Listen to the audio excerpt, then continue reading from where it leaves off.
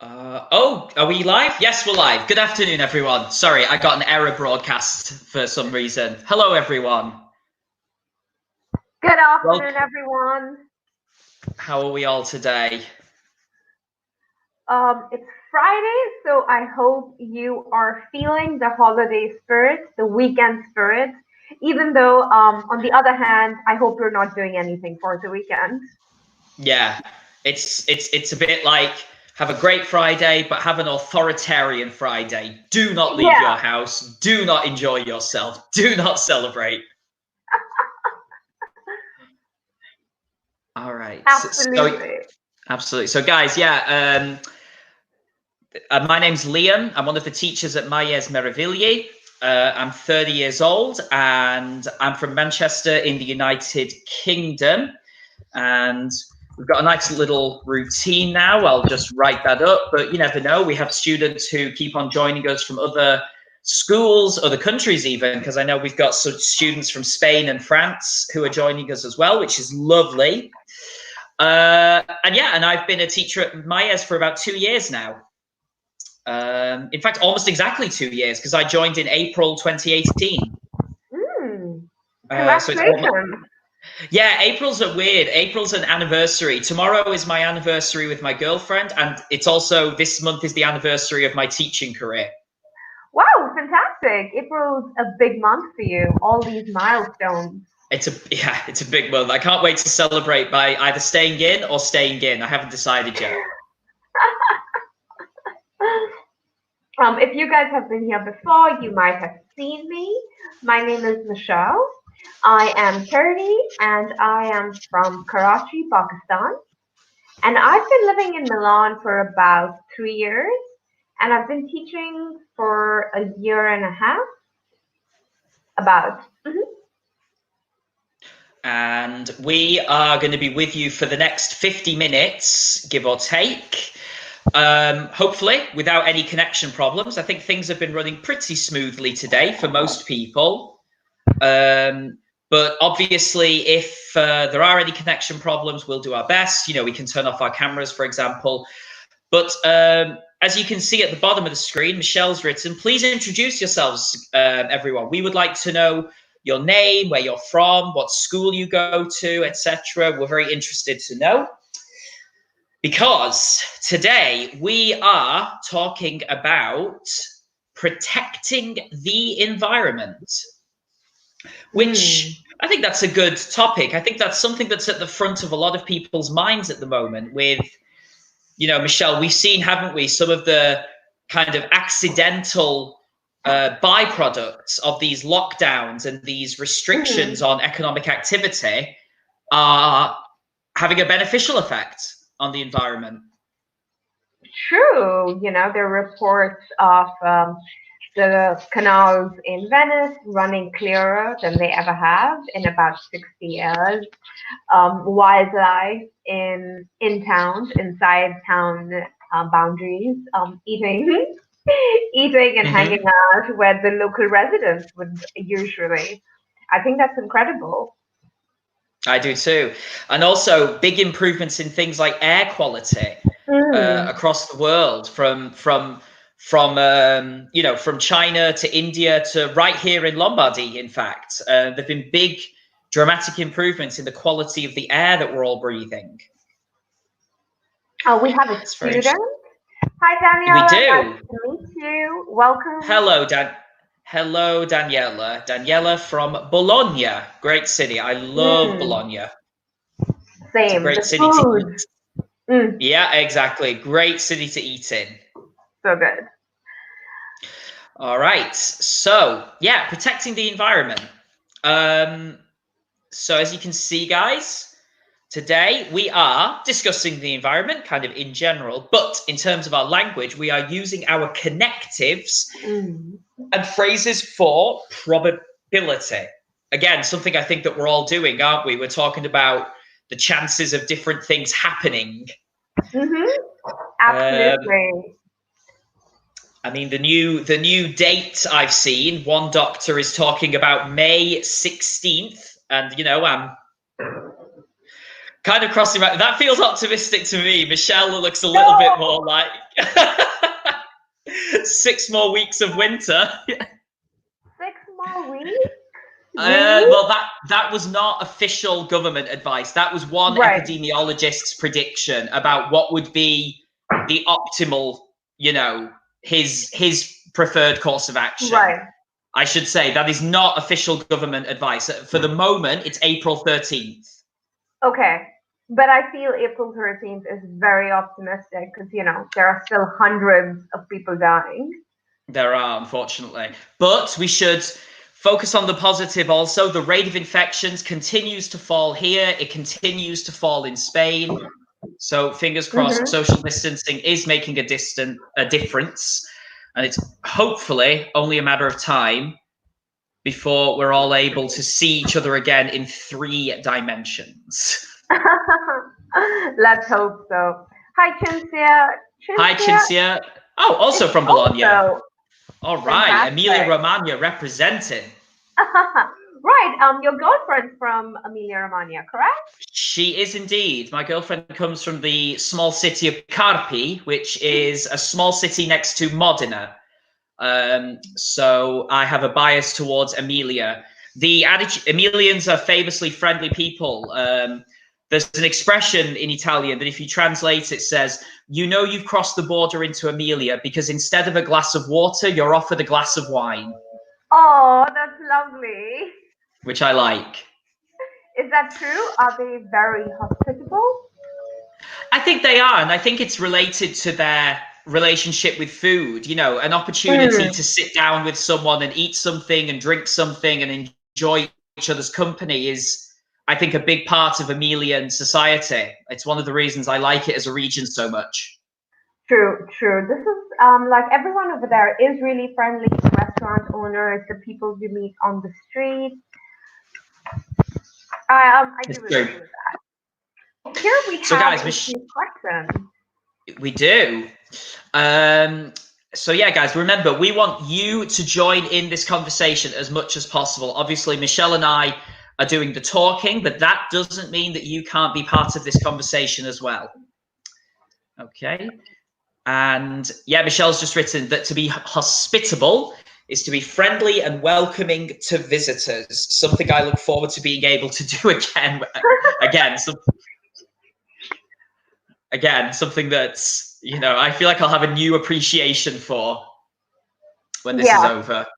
Definitely. Having people over. So, first question. Are there any environmental issues that you feel strongly about?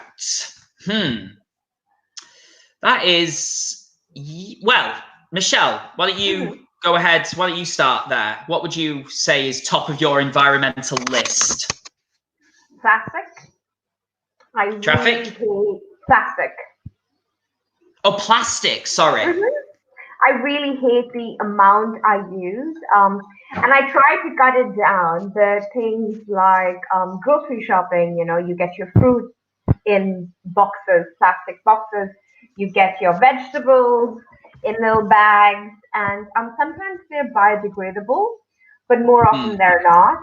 And things like shampoos, conditioner, dishwasher, and you just can't escape it. I know. And it makes me feel really bad. So I'm always on the lookout for substitutes, but it's hard. It's really hard. Do you bring a reusable bag? Yes, I do. I do have a cloth tote.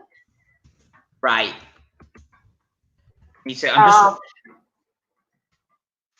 Go ahead. Sorry. Yeah, I was just typing something. So I do have a cloth tote, which is basically a big reusable cloth bag. And I use that when I go grocery shopping. And I have a reusable water bottle, which I carry around with me. I don't use plastic straws. I try to buy things without packaging. So which means that I'll have a container and I'll try to buy things without container and then transfer it to a reusable container. Right. So say like a container made of glass, for example. Exactly. An example would be hand wash, right? You get Yes. hand wash in biodegradable bags, just a Yeah. liquid, and you can transfer that to your little dispenser next to your bathroom sink. And I think that's one way to save plastic, but not every item has a substitute like that. No. Yeah, it's the problem, isn't it? It's that we all have the intention to do something, but we don't always have the availability from shops and different retailers. True, true. Our students also feel pretty strongly. Daniela says that we should change all our cars from gasoline to electric. Very Hmm. good. Yeah. Well, some countries are moving towards that, Daniela. I think in the UK, in France, I think also in possibly, I think it was Norway, after a certain period in the next 10, 15, 20 years, all cars by law will need to be electric cars. So the governments around the world, I think, are waking up to the desire from, I think, especially like Michelle, you and I, our generation, to be more environmentally conscious. Hmm. Absolutely. And And yeah, I like think, Michelle said about sorry. no, no, please. No, so okay, so there's a bit of a lag, guys. So Michelle and I will do that occasionally. I was just gonna say what you said about grocery shopping, food shopping.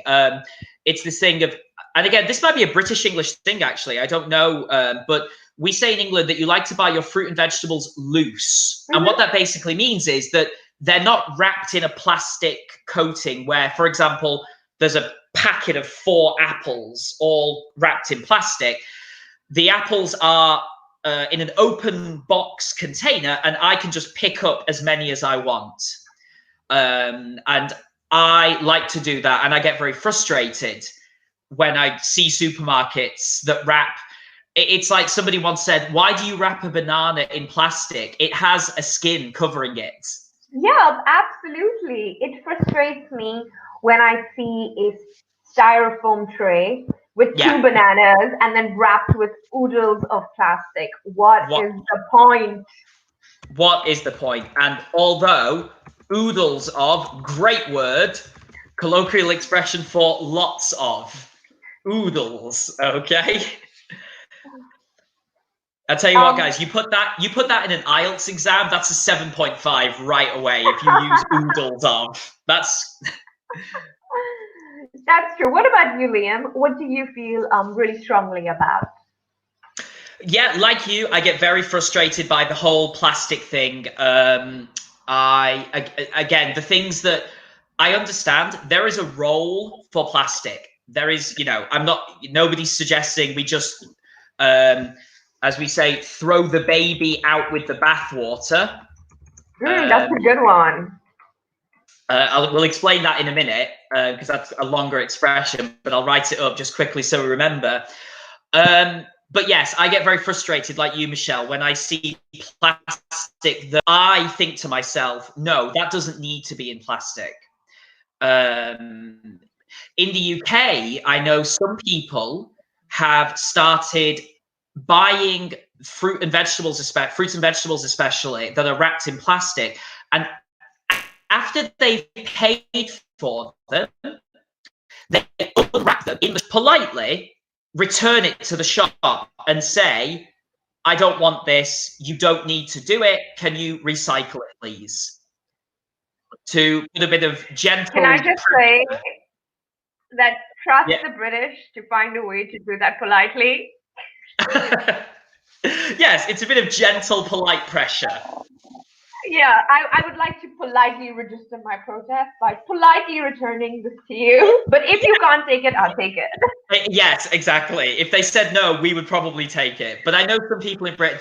But I think other things that I feel strongly about, because that's a micro issue, kind of it's like the way that natural resources are used for private gain, that these essentially what are public resources are used for private gain. that's obviously to do with our, that's just the way it works at the moment. But, you know, when I see the way that certain things are exploited, and I see, for example, how many countries that could otherwise potentially be wealthy are kept in a very poor situation because they're not in control of their own resources, that I find very frustrating. And I find it very frustrating that we talk about climate change and the effects of climate change using the future tense, when for many people around the world, especially in the global south, in poorer parts of the world, they are living with the effects of climate change right now. You know, increasing sea levels, poor harvests. I mean, not to kind of put you on the spot, Michelle, but you know, you come from a country that is very largely agricultural in its economy, and you know, a bad summer or you know, a bad harvest period can be devastating for and a lot of people, not just the people who grow the food, right? But you know, that's just one example, but we see this all over the world, don't we? Absolutely. And what people don't realize is that a lot of food comes from third world countries because they are the ones who are in the agricultural sector, whereas the developed countries are in the tertiary sectors. So they're great at finance and corporate and all of that. But you know, your food comes from India, Pakistan, Sri Lanka, Brazil, Venezuela. I mean, look at, if you go to the supermarket, just turn your pack around and see where it was made. Right? We have avocado from Mexico. So, and these are the places which are being affected right now. You know, you have the Amazon burning, and you have crops not being harvested because of either extreme drought or extreme rainfall. So yeah, it's infuriating, as you say, Michelle, because these countries are simultaneously producing a lot of the food we eat and seeing very little of the benefit from it. Absolutely. Quite recently, I read one of the recent studies of climate change, and you know, they talk about how most of, like, about 70% of the world's carbon emissions comes from developed countries, right? And the rest come from you know, the countries which are underdeveloped or even developing. But these are the countries which are paying the price. Yes, so it's quite sad.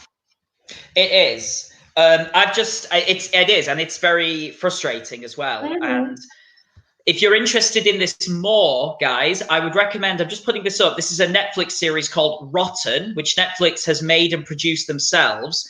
And I recommend it very highly. It's an excellent exploration of the problems of the food industry around the world. Each episode is about a different product. So where does your wine come from, your chocolate, your avocados, your fish, etc.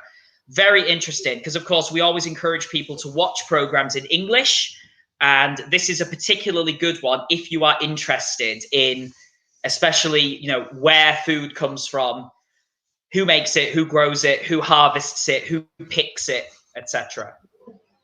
I've actually watched one episode. I've watched the one on avocados, and that is mind-blowing. If you like avocados, I would suggest watching it, guys.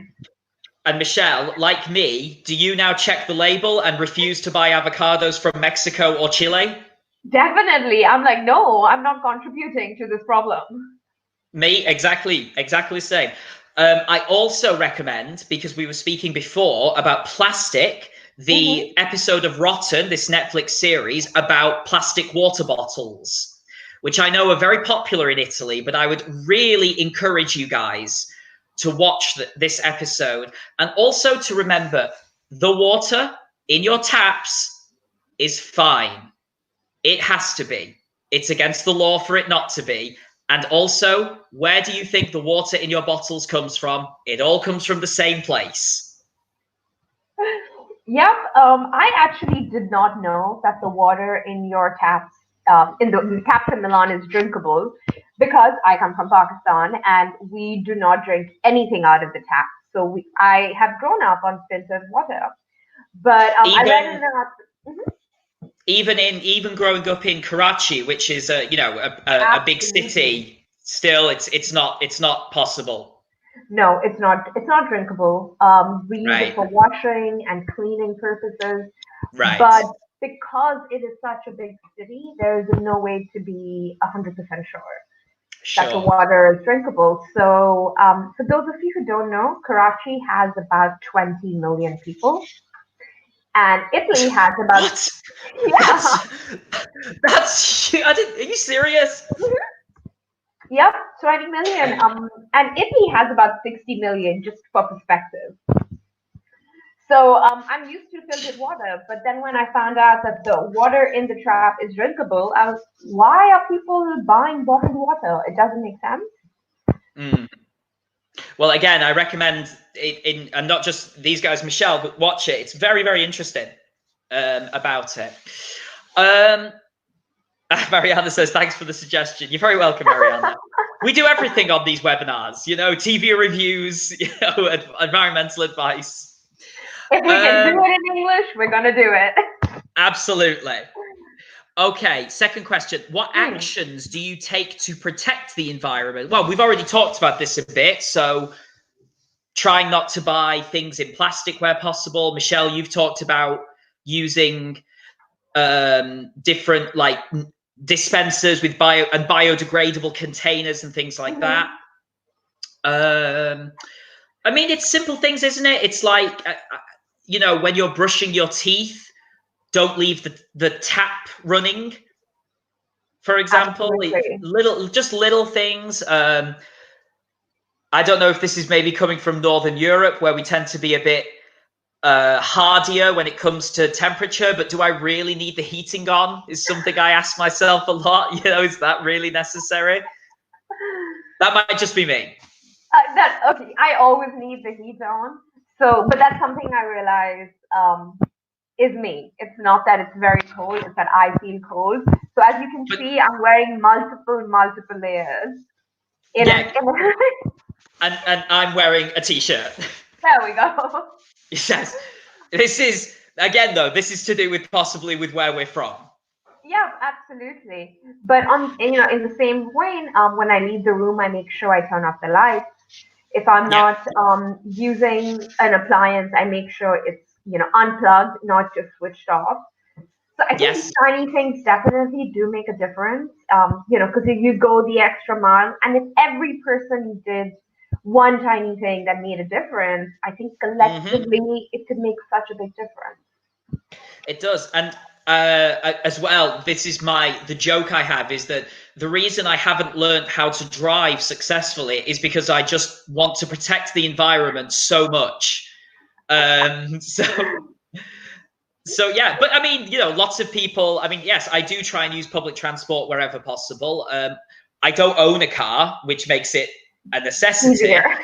But I like to think that, even if I did own a car, I wouldn't use it for every little thing. I agree. I think if I owned a car in Milan, I would definitely not use it much because the public transport system is amazing. It works well. It is. We're very lucky. We are. It's affordable. So I think it's a great alternative and a great way to, help protect the environment. But what do you guys do, our viewers, right? Write to us and tell us, what do you do? How do you feel about the environment? Is there something that you really, you'd like to tell us, you'd like to share with us? Please write to us and we'll post it online. Yeah, absolutely. And also think about, it's like Michelle said, it's these little things that cumulatively, when we all do them, can make a really big difference. For example, I really don't like wasting food, for example. I really don't like, seeing food being bought and then thrown away. I'll always try and, even if it's just freezing it, because one day I might think of it, or kind of being a bit more inventive in cooking. I really don't like food waste, kind of what we spoke about before, because if you know the work that can go into producing food, then to see it thrown away is not something that sits well with me. I agree. I grew up with my mom always telling me, think about the starving children in Africa. I don't know Yeah. if your mom did that too. No, but like my parents generation were told something similar because, for example, my parents grew up during the civil war in Nigeria, and that was a particularly acute case of mass starvation. And so it was kind of a theme, almost a mantra in England, was think of the children in Biafra, the region of Africa, the region of Nigeria where the fighting was happening. But no, yeah, I was always told, eat everything on your plate. Absolutely. But again, guys, let us know, because Michelle and I are kind of dominating the conversation here. We'd love to know what you guys like to do. Okay, a bit of environmental vocab. Okay. So we've got some good words here. Some of them will be familiar to you guys. Some of them maybe you've not seen before. So we've got persuading, protecting, activist, greener, toxic, sustainable, and environmental footprint. I like that word, environmental footprint. Should we discuss it before we... I'm just writing it now, yeah. So your footprint is the impression left by your foot when you walk. That's the literal meaning of it. So say, for example, if you walk through snow, for example, if you walk through heavy snow and your feet depress the snow, what's left behind are your footprints, for example. But our environmental footprint is a little different, isn't it, Michelle? Maybe you want to, now that I've explained footprint, maybe you want to explain what we mean specifically by the environmental one. Absolutely. So your environmental footprint is the effect you have on your environment.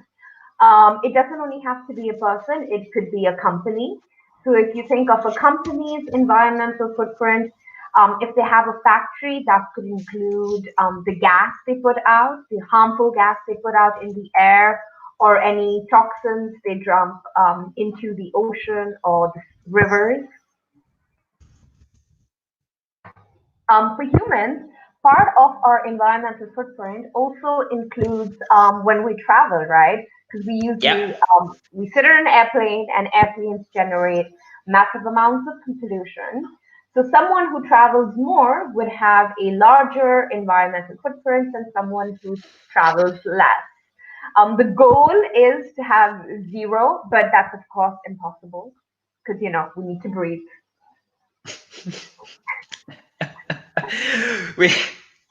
I'm just thinking of Sheldon in Big Bang Theory when being told that he has to do something, he says, "No, we don't. We need to ingest enough food and inhale enough oxygen to stay alive. Everything else is optional."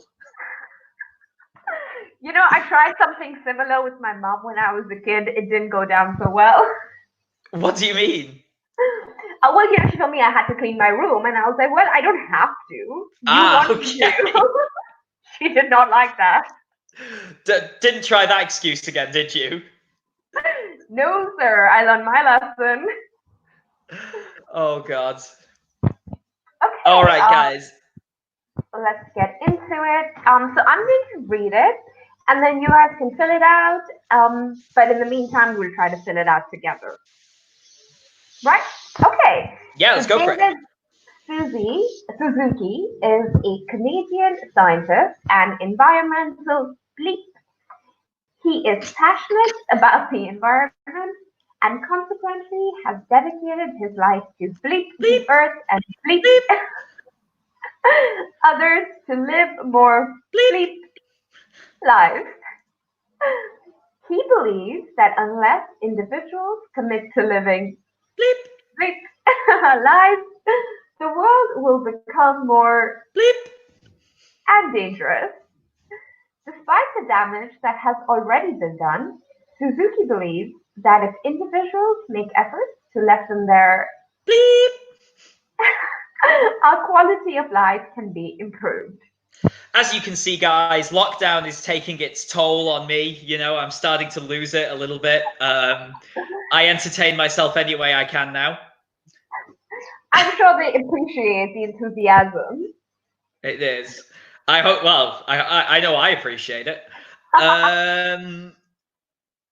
Yes. So, guys, again, we know that what can happen sometimes is you all start typing the answers really quickly, and then they come cascading through, all together. So we'll give it a second before Michelle and I give you the answers, because we know that, well, admittedly, all two of you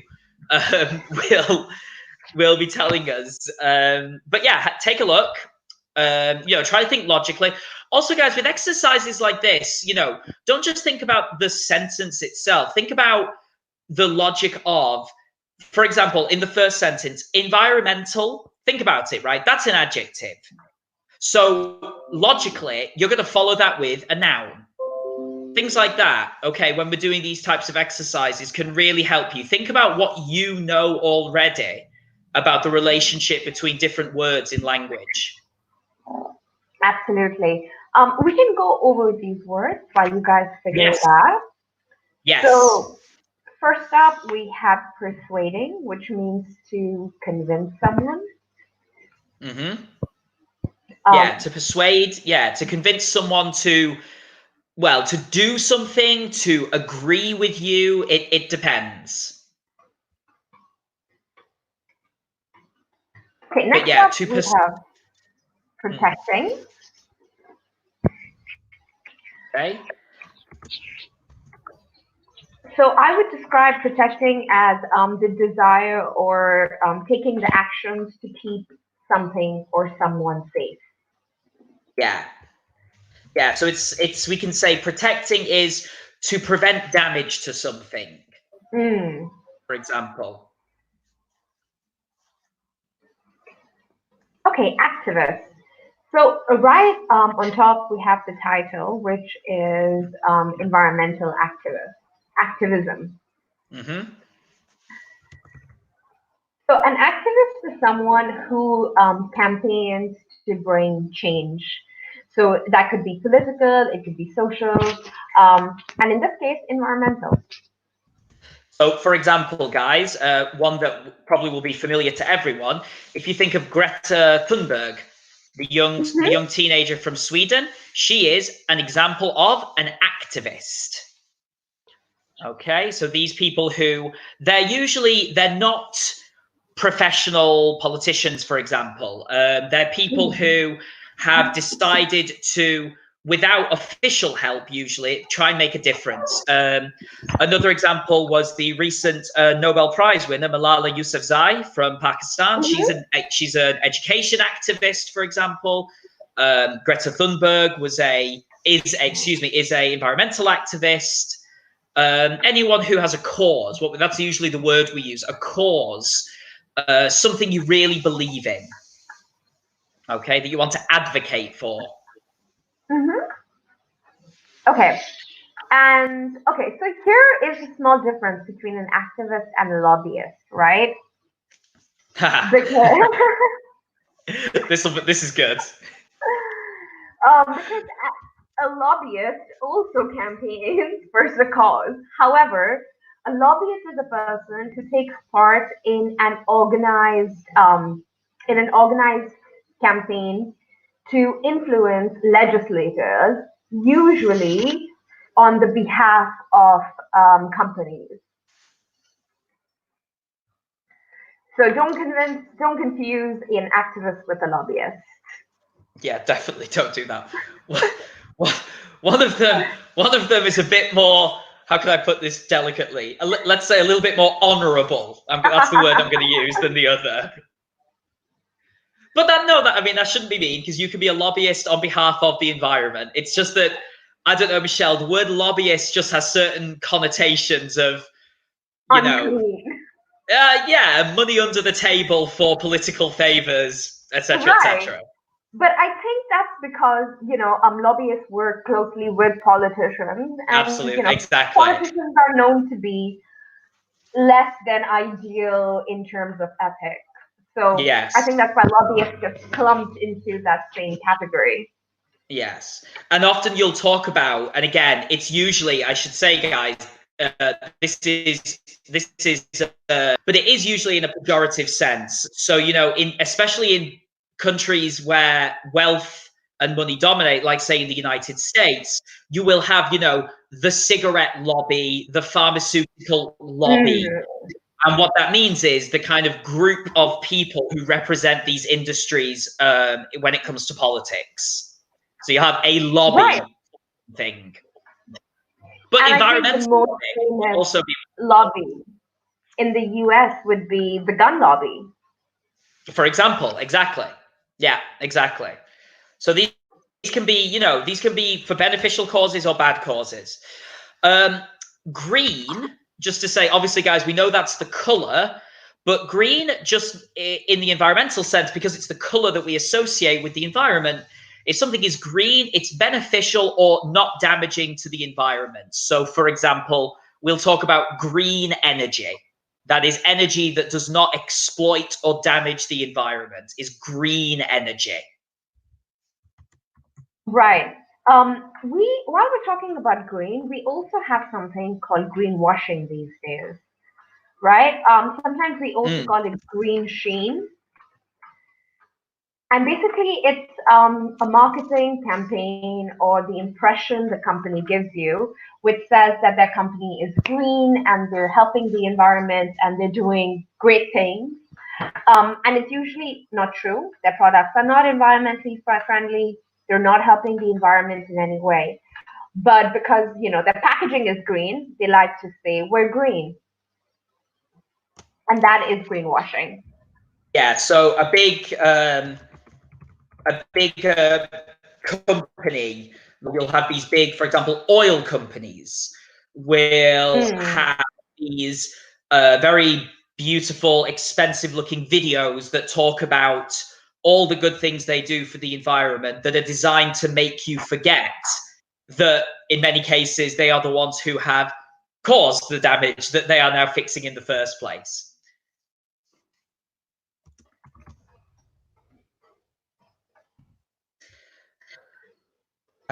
We've also got toxic. Toxic means poisonous or damaging to something or someone. It's kind of a general word, toxic, but it's usually this idea that it does damage to someone. So we talk about, for example, toxic chemicals. For example, a toxic chemical is a chemical that if you ingest it, or if it comes into contact with your skin, for example, it can cause damage to you or to something as well.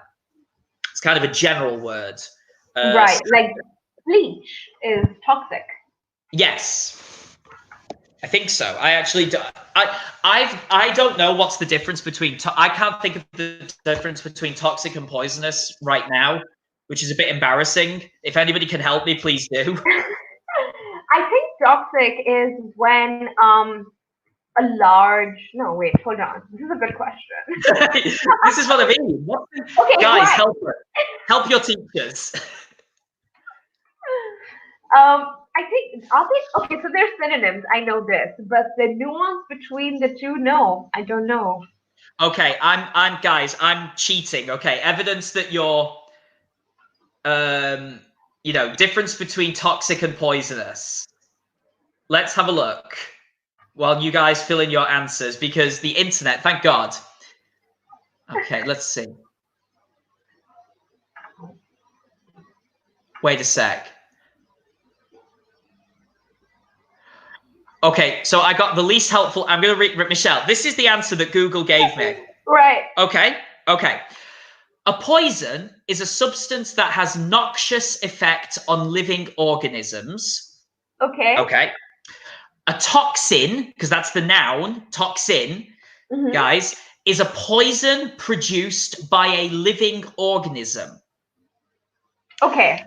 A venom, because now, again, in Italian, there is no difference between these, but in English, there is a difference. And I do know the difference between poisonous and venomous. A venom is a toxin injected from a living organism into another. And here's where it gets really confusing. A venom, therefore, is a toxin. And a toxin is a poison. not all poisons are toxins, and not all toxins are venoms. And with that, I give up. I feel like this is one of those IQ tests where they give you like, if A is equal to B, then what is C? Exactly, and I feel like I would not be joining Mensa after this exercise. Thankfully, we So, only have let's two just viewers. let's just say, for the benefit of our viewers today, toxic, synonym of damaging, poisonous, however you want. It's bad. Okay, then we have sustainable.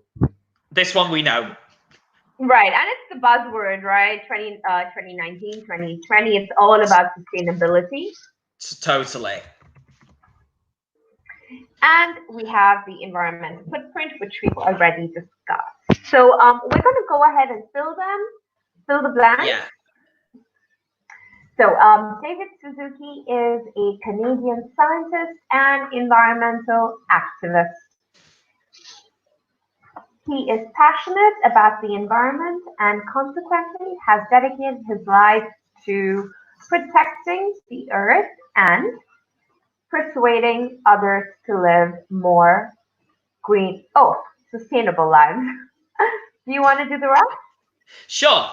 He believes that unless individuals commit to living greener lives, the world will become more toxic and dangerous. Despite the damage that has already been done, Suzuki believes that if individuals make efforts to lessen their environmental footprint, our quality of life can be improved. Fantastic. Fantastic. And I think actually one of our students did give us, Mariana did say at the beginning, she did point out that activist was correct. And so now, guys, what we've got are some official definitions here of these. Okay, so we're just going to hurry along and match them because we've already spoken about them. Yeah. Do you want to try? Sure. Yeah, absolutely. So, guys, as we said before, environmental footprint is the effect that someone has on, the environment. So that's the preposition, the effect on something else. Okay. Activism, the clue is in the name, using action to bring about change. And that's a good phrasal verb, guys, to bring about. That means to make something happen. To protect is to keep safe from harm. Sustainable means something is able to be maintained. To persuade is to use reasoning to convince someone. To be green, this would refer to a person, but as we can also talk about companies, for example, or a government, is to live a lifestyle that is healthy for the planet. And as we said before, if something is toxic, it is harmful and dangerous to health. And Mariana, well done. Very good. Very good. Good job, Mariana. Fantastic work. All right, excellent. So let's see, we've got some points for discussion here about living a quote unquote green life. Is it easy or is it hard? I don't think it's easy, but it's easier than it used to be. Yes, I think that's a good optimistic way. It could be easier, but we are definitely in a better position than maybe people in the past. Absolutely, Mariana. A person can be toxic. Hell yeah, girl. Hell yeah. Absolutely, Mariana. For more on this, I refer to you to Professor Britney Spears. Great song. Great song. I do love that song. That's a great pop song. I know, and it's one of her more iconic numbers. But yeah, Mariana, a person can definitely be toxic. We talk about toxic people. So people who are considered to be essentially bad for you.